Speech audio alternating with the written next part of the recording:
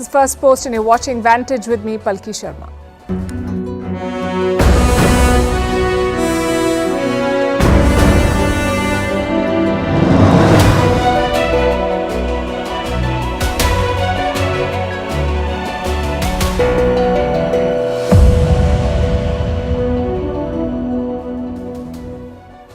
China has another dubious first to its name, the first country in the world to welcome a Taliban ambassador. That's de facto recognition of the Taliban regime. But why is Beijing doing it? What is their endgame?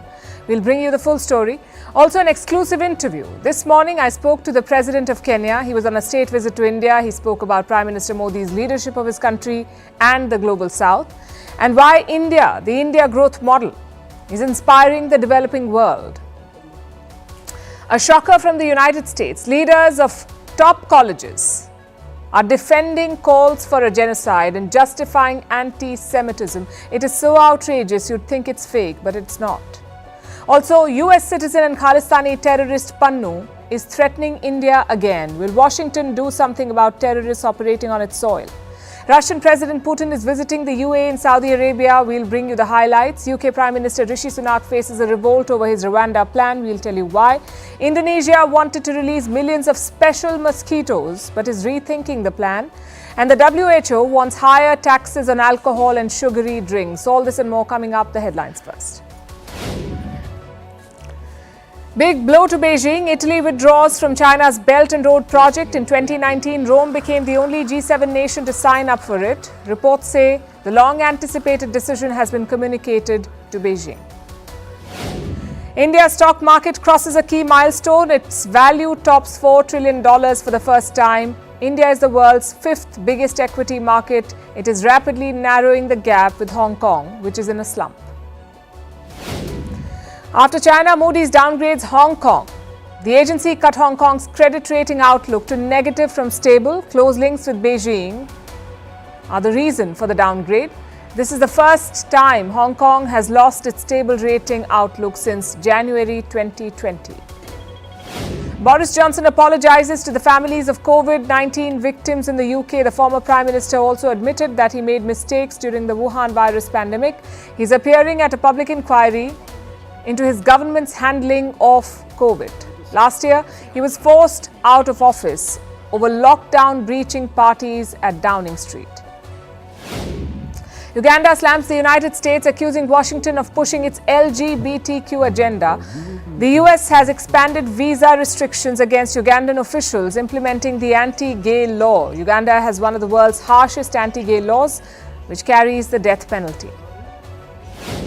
Good news for K-pop fans. Blackpink sign a new contract, which means the K-pop group will stay together. Extended contract negotiations had fueled fears of a split. Blackpink, formed in 2016, are the world's biggest K-pop girl group.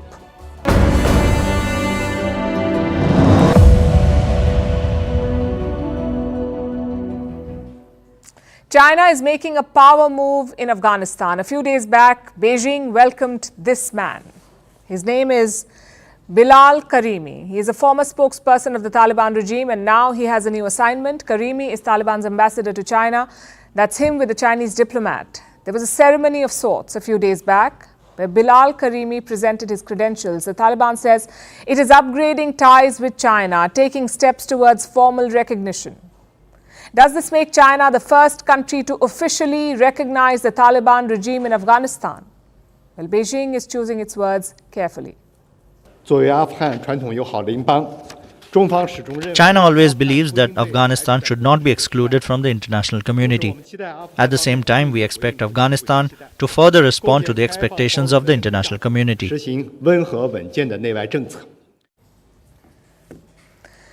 China did not say it, but ask any diplomat and this is what they'll tell you. Accepting a diplomat's credentials is as good as formal recognition. But what's in it for China? Why would they do it? Like I said, it's a power move, a strategic investment. Let me explain this. Earlier, China said it won't interfere in Afghanistan. This country is called the graveyard of empires for a reason. But now Beijing is changing its approach. In September, China sent an ambassador to Kabul and now the Taliban have an ambassador in Beijing. All signs point to one direction: formal recognition of the Taliban regime. China is laying the groundwork for it. It recognizes the new reality. The Taliban rule Afghanistan, whether the world likes it or not. So if you want to have anything to do with Afghanistan, you will have to deal with the Taliban. And it seems China is prepared to do that now. To become the first country to recognize the Taliban regime, they're the first to have welcomed the Taliban ambassador. Not even Pakistan has done it. Although some countries do have diplomatic missions controlled by the Taliban. There are 14 such missions in countries like Iran, Turkey, Pakistan, Kazakhstan, and some Arab and African nations. But none of them have a Taliban ambassador. The heads of these missions are called chargés d'affaires. This is a French term. It means charged with business. And this is the lowest rank of diplomatic representation. A chargé steps in when the ambassador is away or their appointment is awaited. Basically, they fill in for the ambassador. Now, these titles also have symbolic significance. Recognizing an ambassador means acknowledging a government's authority. And that's what China is doing with Kabul, accepting that the Taliban controls Afghanistan. But why do it now? Because China too is chasing some sort of recognition, not for its diplomats so much, but its interests. And what are China's interests in Afghanistan? Economic and strategic. Afghanistan is rich in natural resources, including oil reserves and valuable minerals like lithium and copper, and China wants access to them. It is already making big investments. In January this year, it signed a deal with Kabul to explore and develop oil reserves. The deal is worth $450 million. In April, China signed another deal for Afghanistan's lithium reserves. Do you know how much China is willing to pay for that? A whopping $10 billion. Years ago, China also secured access to copper reserves. This was in the year 2007. Beijing signed an agreement to mine copper in Afghanistan. It was a $3 billion contract. But the venture hit a dead end due to war. Now is their chance to revive it. And the Taliban would be happy to facilitate. They also want to join China's Belt and Road project. Listen to this. We requested China to allow us to be a part of the China-Pakistan Economic Corridor and the Belt and Road Initiative, and the path that joins us through Tajikistan. The Taliban now have an ambassador in China. Expect him to bring this up again. So there is significant money at stake. And as always, conditions apply. Chinese investments come with strings attached. They have deeper ambitions in Afghanistan, and this goes way beyond natural resources. China has been trying to secure a military foothold. Before the Taliban's takeover, Beijing helped Kabul build a military base. It funded a mountain security force. It was based in Afghanistan's Badakhshan province. And in the past, locals have seen Chinese soldiers patrolling inside Afghanistan. Expect China to ramp up these operations now. Their investments can open doors to more military engagements. And we know the US has tried it too. It tried to buy stability in Afghanistan. The plan backfired rather horribly. And now we have the Chinese there. Xi Jinping claims to be a student of history. He doesn't seem to have read Afghanistan carefully.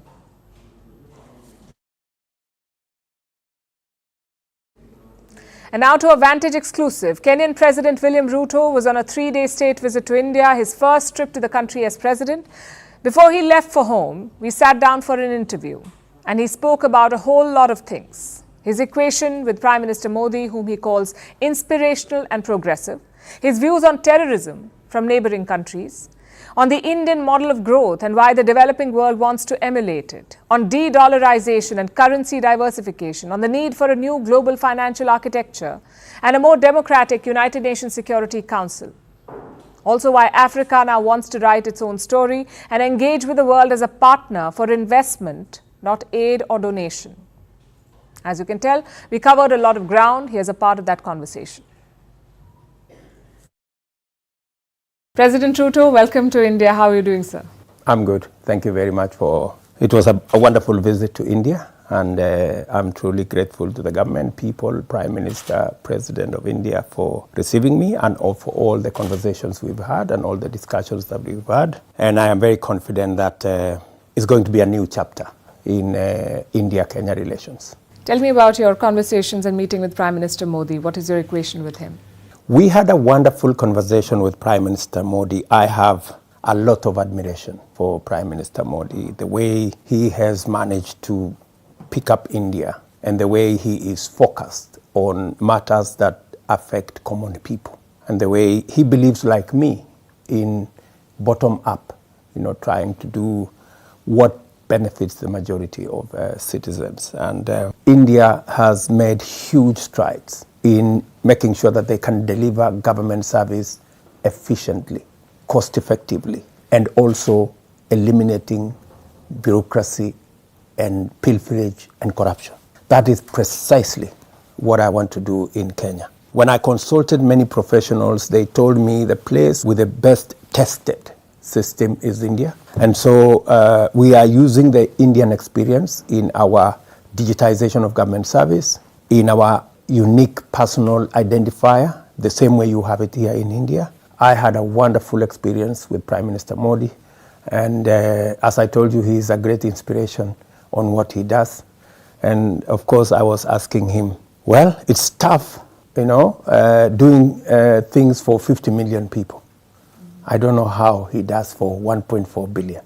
It's quite something. Why did he tell you that? The answer to that? He gave me some tips, not for the media. Not for the media? Yes. A few decades back, the developing world was looking at Western models of development and of growth that were to be emulated. Do you think that now the India model is something that countries like Kenya and others resonate with more? Well, we all share the same history. India was a British colony just like Kenya. And India was lucky to have made strides ahead of us. And so there is a lot of commonality. And in fact, that's what I was saying yesterday. There is a lot of commonality between India and Kenya. It's easier for us to work with Indian experience because we can relate to it. Yes, it is much more comparable. It's much more easy to learn from what India has done. And we are sharing experience. There are a few things India will learn from Kenya as we make this journey. I'm sure. One of the key announcements yesterday was about fighting terrorism and defense forces of both countries coming together. And that's a very, very important subject for India because we've been at the receiving end of state-sponsored terrorism from a neighbor that was not just supported but also funded, first by the US and now by China. Do you think the international community needs to do more to call out such actors? Terrorism is a global phenomenon and it's a crisis that affects many parts of the world. The same way India has suffered terrorism, we too have. We have neighbors that have serious challenges of terrorist groups in Somalia, in various parts of our region.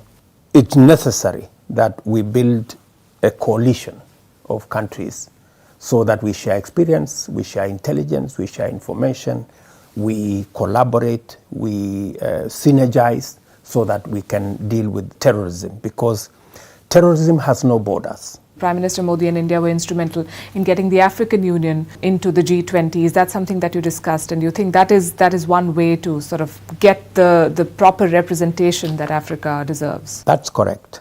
In fact, I did commend my brother Prime Minister Modi for his efforts in championing the place of Global South and specifically the place of Africa in the global geopolitics. It is here in India that Africa got the opportunity to be a permanent member of the G20. And we believe that that positioning is going to not only bring voice, but African perspective into the conversation. You mentioned the global financial architecture, and from the joint statement I see that it mentioned a project financing in Kenya in Indian rupees. There's been a lot of talk of that as well, of de-dollarization.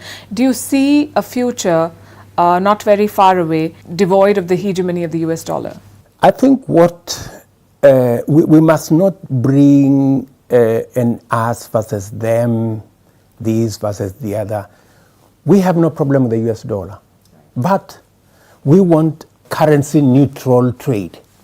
We want to diversify currency. For example, for us in Africa, we are working with the Afri-Exim Bank to have a pan-African payment and settlement system where trade in Africa will be in local currency. But the settlement can be done at a higher level by a centralized system. AfriExim is providing a facility because we lose about $5 billion every year in Africa just in exchange rates between this currency and this currency and the dollar, this currency and the other one. So we are saying we want trade, we want commerce, we want transactions to be currency neutral. For us, we want to trade in our local currencies. And in fact, the conversation I was having yesterday with Prime Minister Modi is that even the facility that will be extended to Kenya, the $250 million facility, we want it in Indian rupees so that we can, why should we go and look for dollars when we can have the facility in Indian rupees? We have a lot of trade, we have commodities we buy in Indian rupees. Why should we change Kenya shilling to US dollar, from US dollar to Indian rupees? Why don't we just agree that we can do trade between Kenya in shillings and in rupees? So this is what the conversation we are having. You recently also said that the world is now looking at Africa as an opportunity and not as a source of problems. And we see the growing interest. There are European players like France, there's the US, there's China, there's Russia. Do you also then see a new scramble for Africa sort of taking shape? Scramble would be the wrong word. Maybe a new focus. What we are saying as African leaders is, and I will tell you what I have said often, that there is an African proverb that says, until the lion learned to write his own story, all stories glorified the hunter because he was the one writing. So this time round, we're going to write our own story. For a long time, people wrote stories about Africa. And they said Africa is a place of disease, poverty, conflict, problems. We're telling them Africa is much more than that. We have millions of viewers in Kenya, and it is going to them. And I cannot let you go without asking you about the role of Indians in Kenya in cementing this relationship between the two countries. That is my final question. We have a great Indian diaspora in Kenya. They have worked with us since 1911. They came to build the railway, and they found that there was a great place to stay. So they chose to stay with us in Kenya. They bring on board the diversity of Kenya, and today they stopped being Indians. They are now Kenya's 44th tribe, and they are perfectly Kenyan with us. And they've been a great bridge between India and Kenya. Some of them are friends and they call Kenya home. Yes. So I've heard great things. But thank you so much for your time, President Ruto. I know you've been pressed for time, but you've made time for us, and it's been a great conversation. Thank you very much, my dear. And you can catch that full conversation tonight at 10 p.m. IST right after this edition of Vantage on Firstpost.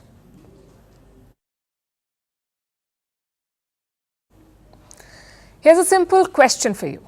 Is calling for genocide wrong? Do you think it violates normal conduct and rules? It's a no-brainer because the answer is yes. But not for those leading top American colleges, the presidents at top US institutions.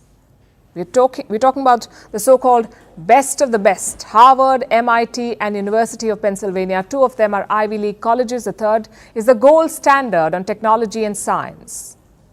But on human decency, all of them fail.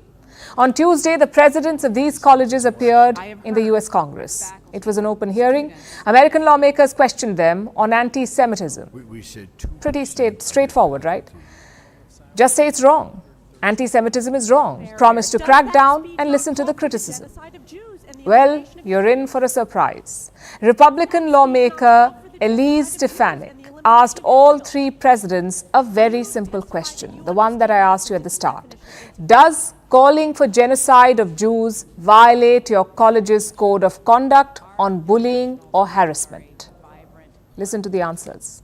At MIT, does calling for the genocide of Jews violate MIT's code of conduct or rules regarding bullying and harassment? Yes or no? If targeted at individuals, not making public statements. Yes or no? Calling for the genocide of Jews does not constitute bullying and harassment? I have not heard calling for the genocide for Jews on our campus. But you've heard chants for intifada. I've heard chants, which can be anti-Semitic depending on the context, when calling for the elimination of the Jewish people. That was the president of MIT. She began teaching in the 1990s. I'm sure she has set many question papers for her students. I'm sure she also knows what a yes or no question is. Well, this was one of them, and the right answer was yes. Calling for genocide does violate rules on harassment. If it doesn't, it should. Instead, the MIT president talked about context, as if any context would make genocide acceptable. And she wasn't alone in doing this. Next up was the president of Harvard, same question and same lack of answer. And Dr. Gay, at Harvard, does calling for the genocide of Jews violate Harvard's rules of bullying and harassment, yes or no? It can be, depending on the context. What's the context? Targeted as an individual, targeted at an individual. It's targeted at pervasive. Jewish students, Jewish individuals. Do you understand your testimony is dehumanizing them? Do you understand that dehumanization is part of anti-Semitism?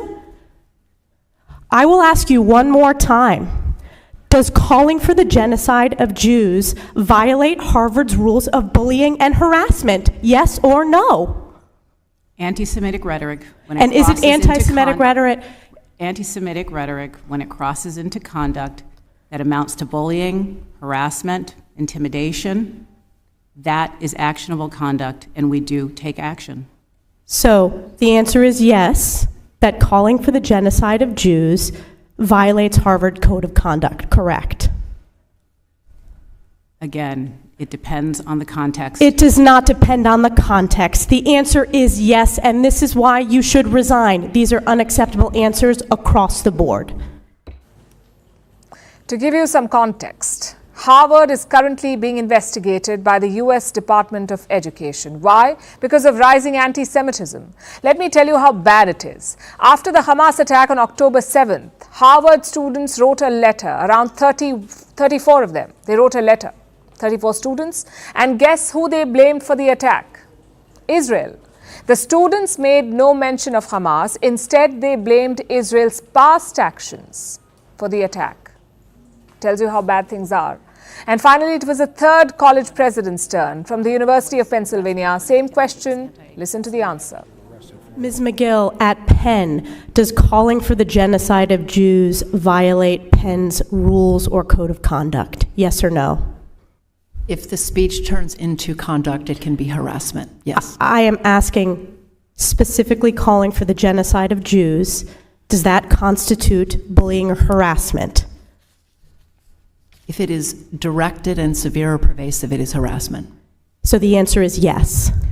It is a context-dependent decision, Congresswoman. So is your If it- testimony if that it- you will not answer yes? If it if the Yes speech or no? if the speech becomes conduct, it can be harassment, yes. Conduct meaning committing the act of genocide? Long, winding answers, that too for a simple question. It tells you what the problem is. A rot in the leadership. Teachers at US colleges have been far from neutral. I'll tell you about two instances. One at Yale, the other at Stanford. In Stanford, a professor pulled up Jewish students. He made them stand in a corner. He then said, "This is what Israel does to Palestine." He also called an Israeli student a colonizer. In Yale, things went one step further. A professor said, "Settlers are not civilians, so I guess their lives do not matter." And Yale's response was even worse. They called it freedom of expression. So faculty is clearly part of the problem here, and beyond that, maybe foreign funding. A report came out recently. It talks about Gulf money coming into American colleges, specifically from Qatar. It began after the 9/11 attacks in 2001. Since then, Qatar has given $4.7 billion to American colleges. That's around $200 million every year. And with money comes influence. In 2020, a Jewish group tried to study this influence to see how Qatari money is affecting American colleges. Do you know what they found? Wherever Qatar pumped in money, one group was actively present.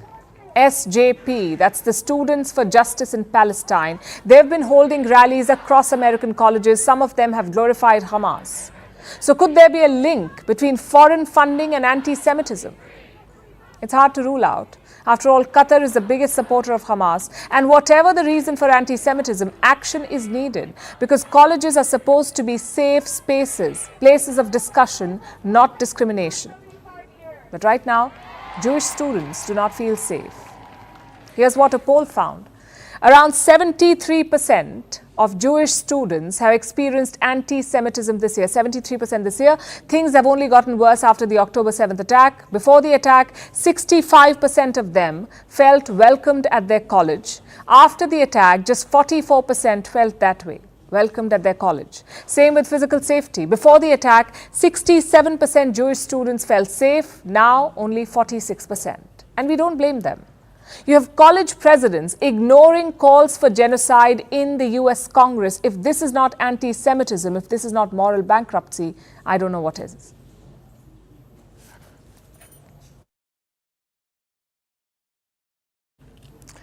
The US is not just ignoring anti-Semitism, it is also ignoring anti-India campaigns. Once again, from this man, Gurpatwant Singh Pannu, aka America's favorite Khalistani. This time, he is threatening to attack the Indian Parliament, and he has also given a date for it, December 13th. It's the anniversary of the 2001 Parliament attack in India. Pannu is threatening a repeat. He has released a new video. It features the 2001 attack convict, Afzal Guru.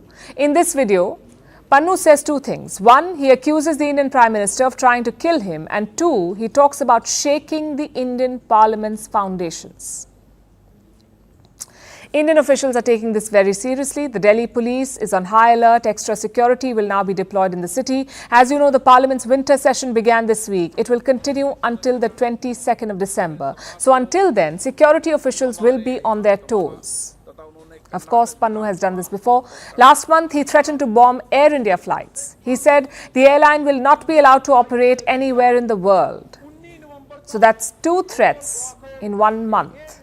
First, against Air India, the second against India's parliament.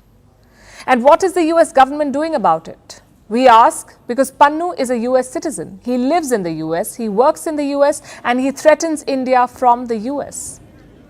So what is Washington doing about it? Nothing. Instead of taking action against him, they're protecting him. And I mean it quite literally. The US recently accused an Indian national of trying to kill Gurpatwant Singh Pannu. They also say an Indian government officer was involved in this plot. New Delhi calls it a matter of concern. It has also started a high-level investigation.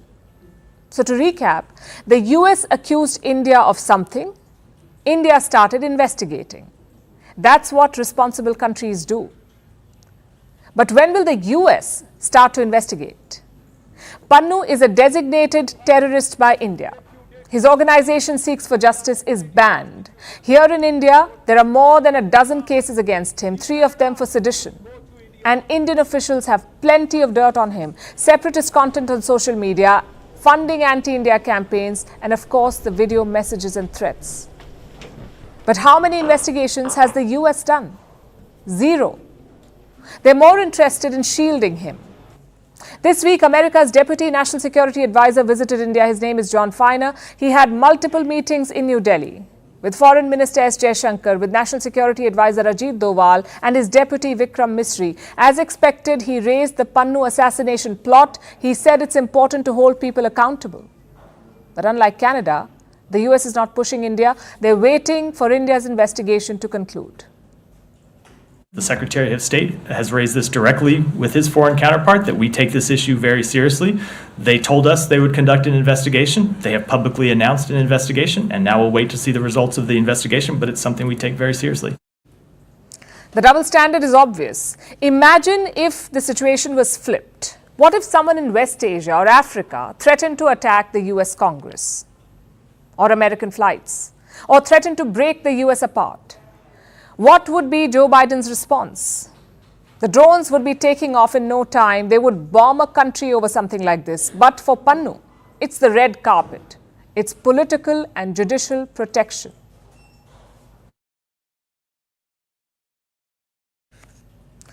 Now let's talk about West Asia. Russian President Vladimir Putin is visiting the region. For the West, Putin still remains enemy number one, but for West Asia, he's a friend. And this was obvious when he landed in the UAE. Take a look at this.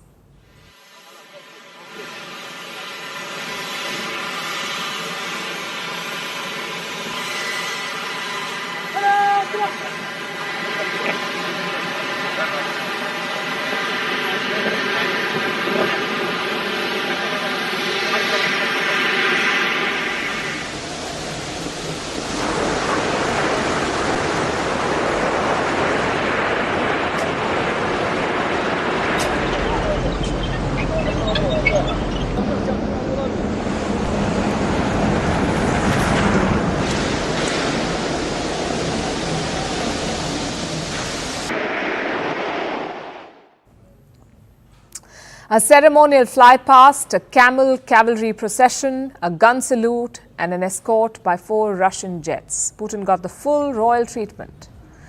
The West has tried to isolate him, but this visit demonstrates the relevance of Putin. He remains an important player, a geopolitical force to reckon with, and the Russian president is making the most of this opportunity to prove it. He's on a one-day trip to 2 countries, the UAE and Saudi Arabia, and he enjoys close ties with both these kingdoms. Russia is a major producer of oil. Saudi Arabia and the UAE are among the world's biggest exporters, and that creates a lot of synergies. After invading Ukraine, Putin has leaned on these West Asian powers. They have refused to side with the West.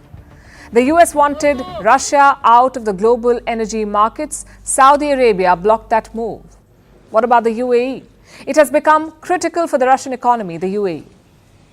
It is now a key hub to trade Russian oil, to transfer payments and to bypass Western sanctions. In Abu Dhabi, Putin hailed this cooperation. Today, thanks to your position, our relations have reached an unprecedented high level. Indeed, the United Arab Emirates is Russia's main trading partner in the Arab world. The Russian president is not traveling alone. High-ranking officials from Moscow are part of his delegation. This includes the Russian central bank chief, Russia's deputy prime minister and the trade minister. Putin has brought energy executives as well. Russia's top energy companies are represented, so the mission is quite clear: to prop up oil prices. They have fallen to a near 5-month low, and this does not suit the oil-producing countries. Together, they form a cartel called OPEC+. OPEC is an alliance of major oil producers. It has 13 members. Its extension, OPEC+, has 23 members. And Russia is part of this extension. OPEC+ supplies 40% of the world's oil needs. They meet on a regular basis. They discuss how much oil they should sell to the world. OPEC and OPEC+ are pushing for production cuts. The aim is to reduce supply to the market to create a shortage, in the hope that it will increase prices. Needless to say, Putin would want to have a word about that. So oil is very much on top of the agenda, but there is more to this visit. Like Israel's war on Hamas, the Russian president wants to weigh in. Of course, we will discuss with you the situation in the hottest spots. First of all, of course, in the Arab-Palestinian-Israeli conflict. Why is Putin wading into this conflict? Because of Hamas. They have deep ties with Russia. Hamas frequently sends delegations to Moscow. One delegation visited in the month of October, some 3 weeks after the attack, right after Israel began its ground operation in Gaza. And what were those talks about? The release of hostages. Weeks later, that did happen. There was a ceasefire for a few days, but now the fighting has resumed. And so far, Qatar has been speaking to all sides. It brokered the last ceasefire. So will Russia be next? Would Putin like to mediate in this war, even as he's fighting another one himself? Well, invading other countries never disqualified America from mediation, so I guess why not? Russia has little to lose. And this may come up for discussion in his next meeting, the one between Putin and MBS, Mohammed bin Salman, the Crown Prince of Saudi Arabia. And Saudi Arabia, as we know, is Putin's next stop. The Kremlin has already announced the agenda. The statement says the leaders will, and I'm quoting, consider ways to promote de-escalation in Gaza. We'll be waiting for the outcome and we'll keep you posted. Vantage continues after a short break.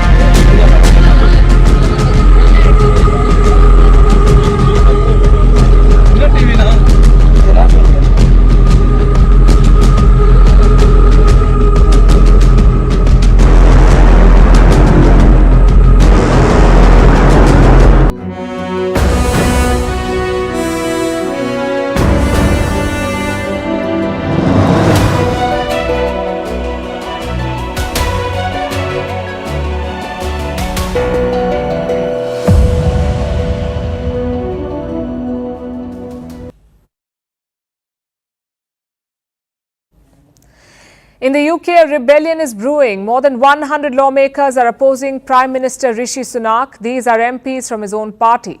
And what's their grievance? His Rwanda migration law. It's like a bad habit for London. They can't seem to abandon it. Last month, the UK Supreme Court scrapped this plan. They called it unlawful. Most leaders would have accepted the defeat, but not Rishi Sunak. He decided to sign a new deal. His Home Secretary travelled to Rwanda yesterday and he signed another agreement with the government there. The hope is this will satisfy the courts in London. And how is that? Because Sunak is also working on Plan B, an emergency bill to deal with the court's concerns. Like, will the migrants be treated well? Will the UK pay for this process? And will Rwanda be safe for them? The opposition does not think so. Just a short while back, Labour leader Keir Starmer raised some important questions in Parliament. This is what he said. When we send people there under this treaty, we have to pay for their accommodation and their upkeep for 5 years. And that's not all. This morning, a government minister admitted that anyone we send to Rwanda who commits a crime can be returned to us. This about is ensuring that the concerns of the Supreme Court have all been addressed in a legally binding treaty that will allow us to operationalise the scheme. But I'm glad he raised the topic of legal migration, which I agree is absolutely far too high, Madam Deputy Speaker. That's why this week we've outlined a plan bigger than any other government before to reduce the levels of legal migration. Which brings us to the party rebellion. There are two Tory camps right now. One is the hard right. They want Rishi Sunak's bill to sidestep human rights obligations, specifically two of them, the UK's Human Rights Act and the European Convention on Human Rights. Tory hardliners want Prime Minister Sunak to ignore these obligations. This is the hard right camp. This is led by Sunak's former Home Secretary, Suella Braverman. She would love to humiliate the Prime Minister. After all, he was the one who fired her. The second camp is more centrist. They say human rights is a red line, and this group is made up of the One Nation caucus. It has 106 Conservative MPs. They won't support any effort to dilute or ignore human rights. So Prime Minister Sunak has a tough choice. Reports say he could introduce the bill this week. Once he does, it's up to the MPs. His party's working majority is 56. If either of the camps gang up, he could lose the vote. And it would be his second loss as Prime Minister. The first came earlier this week. Around 30 Tory MPs joined the opposition. They agreed to set up a compensation board in an infected blood scandal. The case dates back to the late 1970s and 80s. Rishi Sunak lost that vote. And days later, he faces his second defeat. So what's his strategy? Reports say Sunak's bill will strike a middle path, something that will appease both sides. It's a do-or-die move. You see, migration was the big Tory promise in the 2019 election. They promised to bring it down below 250,000. Below 250,000 per year. That's the number they promised. And what is it right now? More than 745,000. So forget keeping the promise. The Tories have tripled the migration numbers, which is why Rishi Sunak is betting on the Rwanda plan. He needs those flights to take off. It's probably his last gamble. Because if the elections are held today, the Tories will lose. In fact, why today? Any time in the future, they will most likely lose. The Labour Party has a 20-point lead on the Tories. It's just a question of when the election is held. The deadline is January 2025, but Sunak is unlikely to wait that long. Reports say he will call for an early election next year, maybe in the month of May or November. Those are the two dates being mentioned. Now, Rishi Sunak will be hoping to make some ground by then, to narrow the gap with Labour. But honestly, the forecast looks worse. The UK's economy is expected to grow by 0.7% next year. To give you some context, the US is expected to grow by 1.5%, the European Union by 1.3%. So the UK is lagging behind, 0.7%. Plus, people are facing a cash crunch. Since the Second World War, every government has managed to increase household income in Britain. Every government except this one. Since 2019, household income has fallen by 3.1%. So the writing is very much on the wall. Every opinion poll has Labour sweeping the next election. For the Tories, it's more about damage control now. And for Rishi Sunak, it's about saving face. He's already called the unelected Prime Minister. If he leads the Tories to a rout, his legacy would be tarnished forever.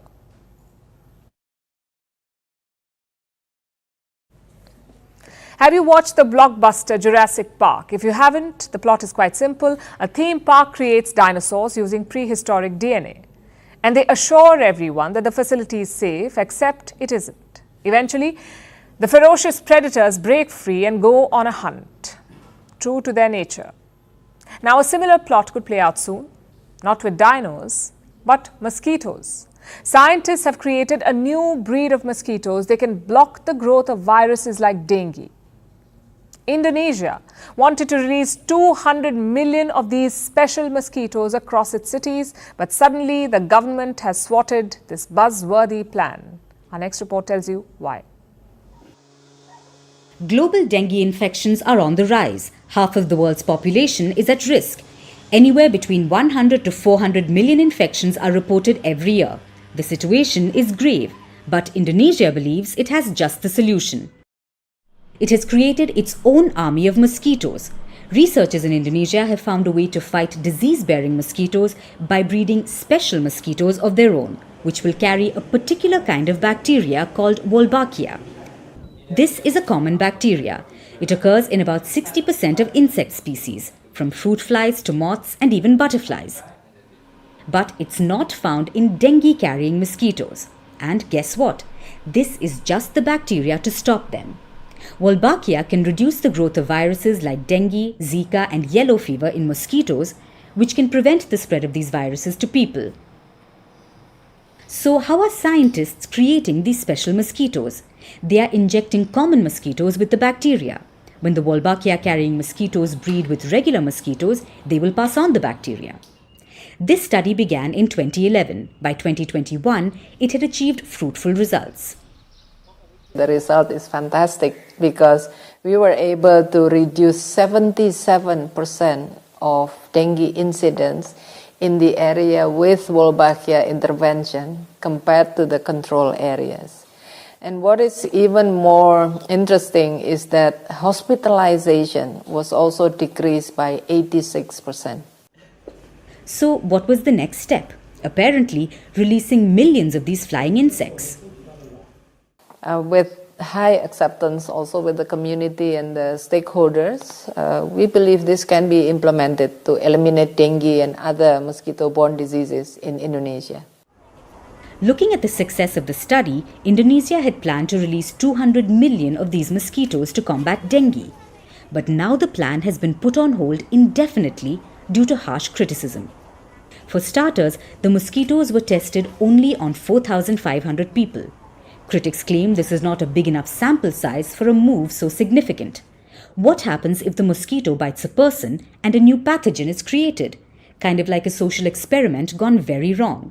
A real-life Jurassic Park, but with insects. Sounds funny, but it could be deadly. Or what if the mosquitoes don't bring any real change? And Indonesia would have 200 million more mosquitoes for no good reason. People also brought up legal reasons from a legal perspective.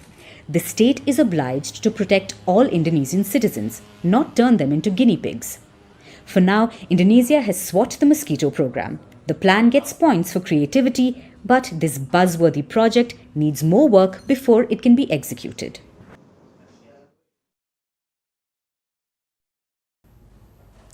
Our next story will make you rethink your drink. Thanks to the World Health Organization, it is calling on governments across the world, urging them to increase taxes on two kinds of drinks: alcohol and sugary beverages. This includes carbonated, energy and fruit drinks. And no, the WHO is not a temperance reformer cult, nor is it campaigning for a farce shortcut.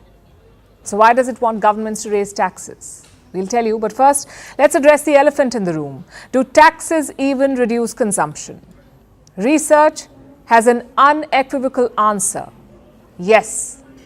We saw this with tobacco taxes. They obviously increased revenue for the government, but they also had health benefits. Higher prices pushed down cigarette sales. Research says the same will apply to beverage taxes. Higher taxation will reduce the consumption of alcohol and sugary drinks. According to a study, if taxes increase alcohol prices by 50%, 21 million deaths can be averted, and about $17 trillion can be generated in additional revenue. 17 trillion. Do you know how much money that is? Take 8 of the world's largest economies, their total government revenue for just 1 year. That's how much. Now, let me give you a practical example. Lithuania raised its alcohol tax in 2017. This increased their alcohol tax revenue, obviously. Also reduced alcohol-related deaths. Similar success applies to taxes on sweetened beverages. Researchers have found that with soda taxes, demand for sugary drinks falls by 20% on average. This happened in Berkeley. In 2014, it passed America's first big soda tax. After 3 years, people were consuming half the amount of soda and 29% more water. The soda tax raises about $1.5 million every year. Money that is devoted to health programs there. So the research is quite clear. A higher tax on alcohol and sugary drinks will save lives. Sweetened beverages contribute to 8 million deaths every year due to unhealthy diets. Meanwhile, 2.6 million people die from drinking alcohol every year, which is higher than the annual death toll of HIV/AIDS or car crashes or lung cancer. So the logic is quite simple. 2 birds with 1 stone. Higher taxes save lives and bring in money. But today, these dangerous beverages are not taxed enough. The tax rates are based on a fixed volume of beverages. So unless they are periodically increased, they can quickly lose value because of inflation. And that's exactly what is happening. The average global tax rate is too low right now. 108 nations have imposed taxes on sugary drinks. But the average stands at just 6.6% of the price of soda. It is not making a real dent. Now let's look at alcohol. Tax on the price of most sold beer is 17.2%. For spirits, it's a little over 26%, 26.5% actually. In some European nations, wines are tax-free. So things are not really looking good. Yet taxing alcohol and sweetened drinks is a controversial topic. A common argument is this: taxes punish everyone, even those who do not drink excessively, and that is true. But beverage taxes are structured in a way that people who drink responsibly barely feel it. I'll give an example. Imagine if alcohol tax is increased by 25 cents per drink. With 1 drink a day, that's about $91 more per year. But if you drink heavily, say 10 drinks a day, that's $910 in 1 year. So the one who drinks more pays more. Another argument is this: taxes disproportionately hurt low-income people. Again, this is true too. But they also benefit from it. For instance, in 2014, Mexico passed a nationwide soda tax. Within a year, sugary drink sales fell by 17% in the poorest households, which is good news because the poor are more likely to suffer, both from alcohol-related diseases and soda-related obesity. Out of 2 billion obese people the world over, more than 70% live in low or middle income countries. 70%. So no matter how we look at it, for a change, higher taxes could help.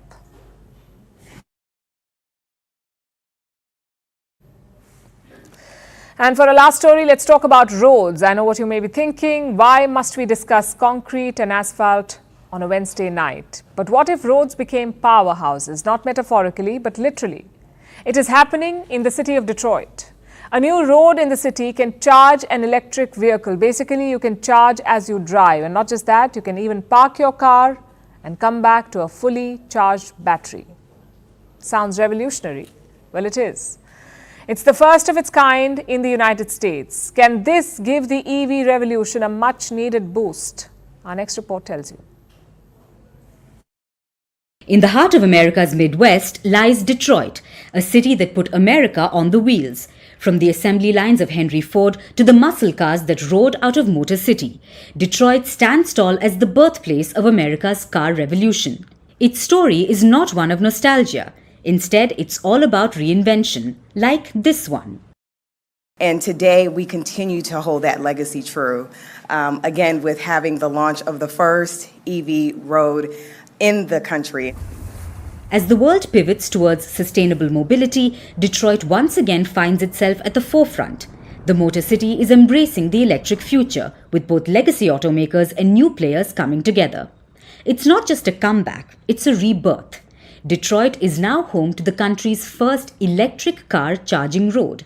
This road can wirelessly charge an EV, whether it's parked or moving. Now, if you've ever driven an EV, you know the hassles of charging the car, especially the need to stop and charge. So how will it work when it opens to the public? The electric vehicle will have an approved receiver. The road will have a charging segment, also known as copper inductive charging coils. When the vehicle is over those coils, the road will transfer electricity wirelessly through a magnetic field. That will end up charging the vehicle's battery. It will work regardless of the vehicle's movement, so even if it's parked, it will charge. This will be revolutionary for electrifying vehicles and really being able to get the benefit to the max. We're going to use this as a springboard to learn and understand how things work, but ultimately, how can we scale this up? How can this eventually be something that we use across the state of Michigan and the United States? This road may be the first in the United States, but it's a concept that the world is exploring. It's being tested in several countries like Europe, Israel, and China. But there is one worry. Will you get a jolt of current if you walk on the road? The answer is no, you won't be zapped. It's safe for everyone. If electric vehicles are truly the future, this road will go a long way in shaping the EV revolution. Forget about scenic routes, it's all about the electrifying ones. So buckle up. As long as you're on this road, your electric vehicle will be soaking up energy faster than you can say zap. Vantage continues after a short break.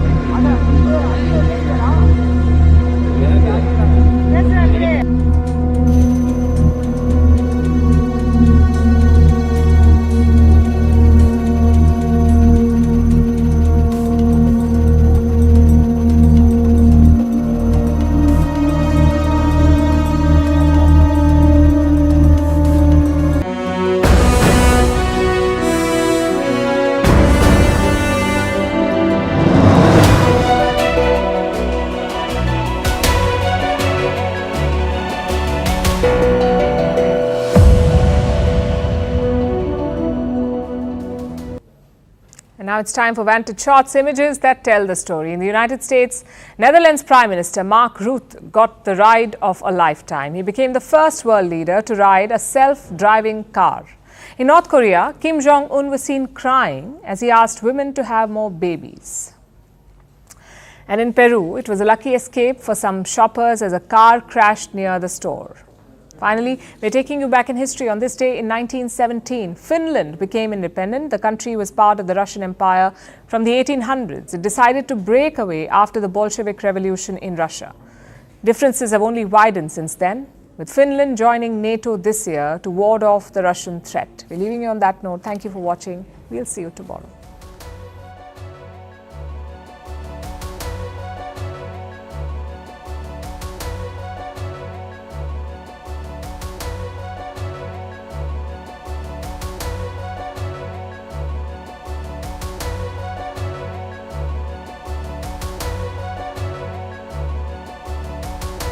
Would you like to start the ride? I'm now going to start the ride. Bye-bye. Heading to Valley Coffee Company. Please make sure your seatbelt is fastened. Wow. For any questions, driving. press the call support button. It's crazy, right? It's totally crazy. This is. 걱정을 먼저 생각하는 깨끗한 양심이고 혁명의 미래를 떠메고 나갈 새 세대들의 대오를 튼튼히 꾸리는 데 이바지하려는 숭고한 국민적 자각이라고 하면서 보고자는 이렇듯 고결한 인생관을 지닌 여성들의 어머니의 잡줄기에서 시작된다고 하신 김정은 동지의 말씀을 명심하고 자녀들의 첫째가는 교양자로서의 본분을 다해왔다고 하면서 그는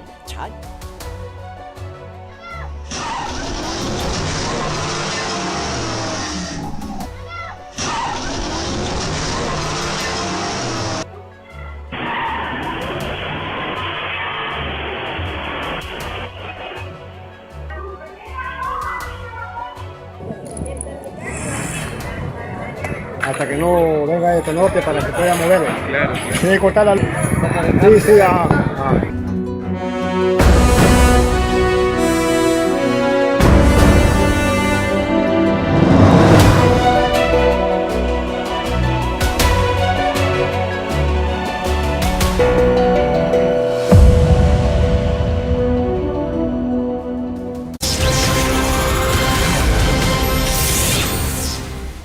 Very good evening. You're watching Breaking on CNN News 18 with me, Akanksha Swaroop. Let's dive into this segment with the latest coming in from on the state of Rajasthan. Now, amid the suspense surrounding the Rajasthan chief ministerial race, we are learning that on the various rumours that are doing the rounds in Rajasthan over the chief ministerial position, Vasundhara Raje has clarified to the centre that she's adhering to the party line and has denied any pressure tactics on the party by meeting MLAs. Post clarification to the centre, Raje has now left for Delhi from Jaipur airport is also we are learning. We are also learning that according to the latest information, BJP's chief JP Nadda has also arrived at the residence of Home Minister Amit Shah. For more details, let's quickly go across to Payal Mehta, who's joining me on the phone line. Payal, of course, the clarification from Vasundhara Raje comes soon after, just days after Vasundhara Raje was seen with those 20 MLAs at her residence. The multiple meetings that Vasundhara Raje was having, even though it was said on the face of it that the MLAs wanted to come and, congratulate her on her win and also congratulate her on the win of the party, but the message was sending a lot of confusing signals, to the party leaders. That's the reason we're given to understand that the centre today has asked Vasundhara Raje what really is going on in these meetings, to which Vasundhara Raje were given to understand has clarified and told the party that these are just meet and greet meetings and there's nothing which is of any worry, and that she's towing the party there and she understands the party's discipline. So that's the clarification coming in from Vasundhara Raje is what sources have told us. But it's going to be very interesting what transpires in the next couple of days, because today several MPs have resigned, including 3 MPs from Rajasthan. Absolutely. We are also learning that there's going to be a meet between Amit Shah and JP Nadda as well. As far as the chief ministerial faces are concerned, we are learning that Baba Balaknath and also Diya Kumari along with Vasundhara Raje are among the contenders for the chief ministerial position. By when is the BJP expected to give more clarity? The BJP is going to announce the observers by this weekend is what we're given to understand, and after which the leaders meeting of this to elect the leader of the legislative party is going to take place. There is a lot of speculation, a lot of buzz that is doing the rounds, right from Baba Balaknath to Diya Kumari to probably Rajavardhan Singh Rathore, or to even Vasundhara Raje, who's been a multiple-time chief minister for the state. We have to just wait and see, because in BJP it's very difficult to say what is there on the mind of the Prime Minister, what is there on the mind of the other leaders. So we have to just wait and see. But for now, all these are just mere speculation. Many thanks to you, Payal Mehta, for breaking down all those inputs for us. And with that, let's now shift focus to the other side of the political spectrum. This is with regards to the India Alliance. We're now learning that in the India Alliance meeting, number of parties, including the Aam Aadmi Party, the Left, the IUML, have raised concerns of the long gap that's taking place in the meeting. They expressed that such long gaps in the meetings are unacceptable and should be avoided. Mallikarjun Kharge has also assured that there will be regular meetings from now on. The gap has happened due to the elections in the 5 states and unavailability of some of these leaders. He's also told the MPs that all difference should be sorted out and that there needs to be greater clarity. Now remember, as far as the India Alliance event is concerned, it was also downgraded from the gathering of party chiefs to also being a floor leaders meet. This because there was not much of an RSVP from senior leaders of the India Alliance. We're also learning that at the moment, the India Alliance has a lot of introspection to do, primarily for the Congress party, which has borne the brunt of ignoring their India Alliance partners. We just told you some of them. They've also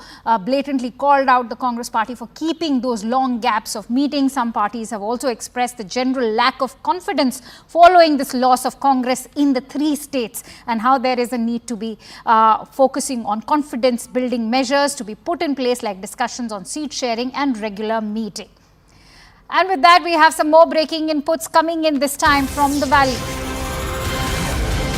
We are learning that the Udhampur CRPF convoy attack mastermind is currently dead. Lashkar-e-Toiba terrorist and a close aide of Hafiz Saeed named Hanzala Adnan has been killed by an unknown gunman in Karachi. Remember, he was currently stationed in Pakistan. Hanzala Adnan was the mastermind of the 2015 Udhampur attack, and local police is now saying that they have identified a gunman through the CCTV footage. For more details, let's quickly go across to our international news correspondent Abhishek Jha on the phone line with us. Abhishek, first of all, has there been any reason that has been ascertained by the Karachi police in terms of what was the motive behind this killing? A, B, do shed light on this terrorist and why he was so dreaded for India.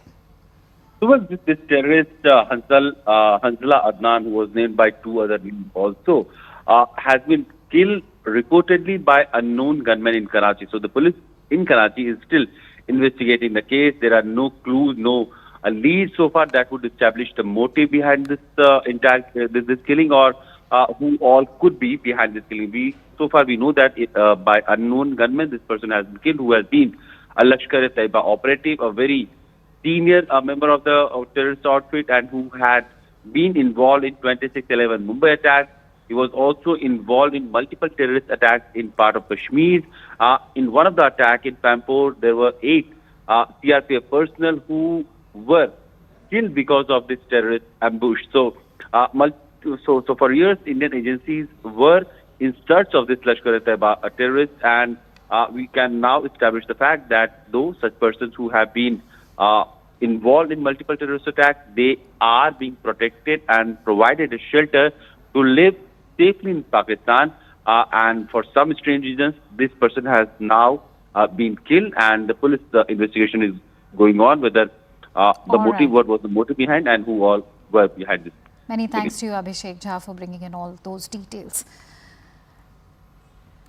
And now, as we all know that the winter session of the Parliament is currently on, the Lok Sabha has passed the Jammu and Kashmir Reservation Bill of 2023 and the Jammu and Kashmir Reorganisation Bill 2023 today. Union Home Minister Amit Shah, while speaking in the Lok Sabha, said that the bills will help provide justice to people who were forced to leave the valley by terrorists. He slammed the Congress party and said that the blunders by Pandit Nehru ruined the situation in Jammu and Kashmir. Home Minister said that the Congress party hindered the progress of the backward castes. Congress, in response, has walked out of the House as well. Remember, the Jammu and Kashmir Reservation Bill provides for reservation in jobs and admission in professional institutions to members of scheduled castes, scheduled tribes, and other socially and educationally backward classes.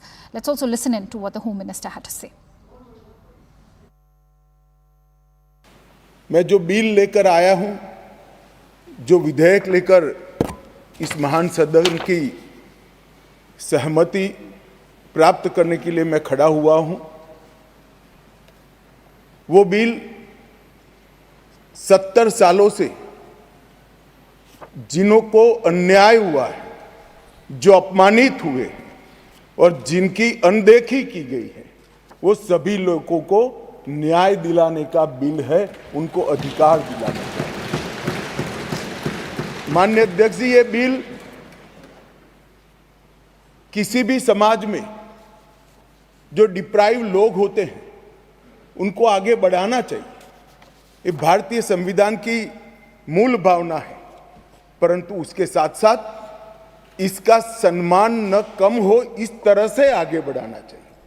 अधिकार देना और अधिकार सम्मान के साथ देना, दोनों में बड़ा फर्क है। इसलिए कमजोर और वंचित वर्ग के जगह अन्य पिछड़ा वर्ग, ये नामकरण बहुत महत्वपूर्ण है। ये दोनों चीजों को ढेर सारे प्रतिपक्ष के सदस्यों ने अलग अलग तरीके से थोड़ा कम आंकने की प्रयास भी किया। किसी ने कहा कि पहले से हो रहा था, किसी ने कहा कि सिर्फ नाम बदल रहा है। मैं इन सभी को कहना चाहता हूं कि अगर हमें पिछड़ा वर्ग के लोगों के प्रति जरा भी संवेदना है तो नाम के साथ उनका सम्मान जुड़ा है, वो जरूर देखना। ये जो अपने दो जो विधा के लाए हैं, इसमें एक बड़ा चतुरता है। जम्मू में ज्यादा सुविधा दिया करो, कश्मीर में सुविधा को कटौती करो और सारे पॉपुलेशन के अंदर एक भेदभाव पैदा करो। यही तो है ना आपका मकसद। आप 35A तो हटा दिए, लेकिन डोमिसाइल लॉ के लिए जम्मू में भी मांग उठ रहे हैं, लद्दाख में भी मांग उठ रहे हैं। इसके लिए कोई जवाब आपके पास है? इसीलिए मैं कहता हूं कि ये जो बिल आप लाए हैं, हमें इसमें कोई आपत्ति नहीं है। आप ला सकते, लोगों को सुविधा जरूर दीजिए, लेकिन असलियत को छुपाना नहीं। असलियत को छुपाते अगर रहोगे तो मतलब आज नहीं तो कल देश आपको जरूर ये कहेंगे कि ये हमें धोखा दिए है। उस वक्त क्या स्थिति थी आपको ये पता है? ये कहते हैं हम मुजफ्फराबाद क्यों नहीं गए। उस वक्त पुंछ और राजौरी को बचाने के लिए फौज को डाइवर्ट कर दिया गया कि पुंछ और राजौरी बच जाए। आज पुंछ और राजौरी आज भारत का हिस्सा है, उसी मेहरबानी से है, नहीं तो वो भी गया होता पाकिस्तान की। In a shocking turn of events, Rajasthan's Karni Sena chief Sukhdev Singh Gogamedi was shot dead yesterday. A CCTV video of this attack has now surfaced soon after that showed two men firing multiple rounds at Gogamedi and shooting another man standing at the door. The Karni Sena has called for Bandh and massive protests have erupted across various districts of Rajasthan. The Karni Sena has also demanded an NIA probe into this murder. Police has identified 3 assailants, one of whom was shot dead by Gogamedi's security guards, and Sukhdev Gogamedi's brother has said that if the administration agrees to certain demands, then they would ask Rajput community to withdraw from these protests. A political slugfest has also erupted. The BJP has accused the Congress of failing to provide security, and the Congress in response claims that the BJP win in Rajasthan has boosted the morale of criminals in this state. Sukhdev Singh Gogamedi की हत्या के विरोध में राजपूत करणी सेना ने बंद कराना शुरू कर दिया है और इस वक्त जयपुर के खातीपुरा में विरोध प्रदर्शन शुरू हो गया। आप देखिए कि बाजार इस वक्त बंद करा दिए गए हैं और यहाँ पर बीच में टायर जलाकर प्रदर्शन किया जा रहा। आप देखिए कि दुकानें लगभग पूरा मार्केट लगभग यहाँ पर बंद हो गया और यहाँ पर करणी सेना के कार्यकर्ता यहाँ पर पहुँच गए हैं और प्रदर्शन लगातार जारी है। आप देखिए कि विरोध प्रदर्शन की तस्वीरें आप देख सकते हैं कि पूरा मार्केट यहाँ पर बंद है और इस वक्त यहाँ पर अलग अलग जगह पे पुलिस यहाँ पर डिप्लॉयड की गई है, लेकिन यहाँ पर प्रदर्शन है वो लगातार। आप देखिए कि मार्केट लगभग यहाँ पर बंद नज़र आ रहा है और ये तस्वीर आप देखिए कि पूरे इस बाज़ार की खातीपुरा तिराहे की यहाँ पर लगातार। क्या कहेंगे आप? कहना क्या है, समाज ने बहुत कोहिनूर खोया हमारा एक राजस्थान का। क्या मार्केट आप बाजार बंद करा रहे हैं? बिल्कुल बंद करा रहे हैं। राजस्थान नहीं, जयपुर नहीं, हिंदुस्तान बंद कराएंगे जब तक हमारा टारगेट रहेगा। हमारा और यह खातीपुरा पूरा बंद है? बिल्कुल, खातीपुरा जोटड़ पूरा बंद है, वैशाली पूरा बंद है। पूरा बाजार बंद करें? बिल्कुल पूरा बंद करेंगे। जयपुर बंद करेंगे, राजस्थान बंद करेंगे, भारत बंद करेंगे। तो आप देखिए कि ये गुस्सा कहीं न कहीं नजर आ रहा है, यहाँ पर समर्थकों के अंदर नजर आ रहा है यहाँ, और यहाँ आप बताएं क्या हुआ? पूरा बाजार बंद करा रहे हैं? पूरा बाजार बंद है क्योंकि सर्व समाज का भाई था वो कोई नेता नहीं था। और उसने जब सुरक्षा की मांग की थी माननीय अशोक गहलोत जी की सरकार, माननीय अशोक गहलोत जी से, तो उन्हें क्यों सुरक्षा नहीं दी? हम चाहते हैं जिस प्रकार अपराधियों ने एनकाउंटर किया वैसे उन अपराधियों का सरे बाजार एनकाउंटर होना चाहिए। बाबीसा की तरफ से जो शीला शेखावत है उनकी तरफ से एफआईआर दर्ज करवाई गई है। एफआईआर दर्ज करवाई। कौन से थाने में? लोगों के खिलाफ ये एफआईआर दर्ज है। ये एक बार पुलिस बोल रही है कि आप ऐसा कुछ न बताएं बाहर मीडिया में जिसके हमारी पकड़ के दिक्कत आए करके, तो वो चीज़ें हम आपको डिस्क्लोज नहीं कर सकते। देखो मैंने आपको क्या बताया कि भाई जो मांगे हैं उन्होंने बोला लिखित में देंगे, नहीं देंगे। हमारी वार्ता का दौर चल रहा है। जब पूर्ण रूप से सहमति हमारी नहीं, जब हमारे सामने जो जनता बैठी है उनकी सहमति के अनुसार जब काम होगा उसी सहमति के अनुसार पूरा कार्रवाई की जाएगी करके। ये प्रोटेस्ट कब तक चलेगा? अगर प्रोटेस्ट चलने की मांगे को मान लो करके, और मांगों को मानने के साथ हम समाज के बीच में, सर्व समाज के बीच में बात रख देंगे। सर्व समाज मान लेगा, हम मान लेंगे। महिपाल जी क्या चाहते हैं? हम न्याय चाहते हैं। दुर्दांत तरीके से घर में घुस के मारा है, गोलियों से बौछार करके मारी है। पुलिस प्रशासन के पास गोलियों की कमी नहीं है। अपराधियों की गोलियों की कोई कमी पड़ती होगी, पुलिस के पास नहीं है।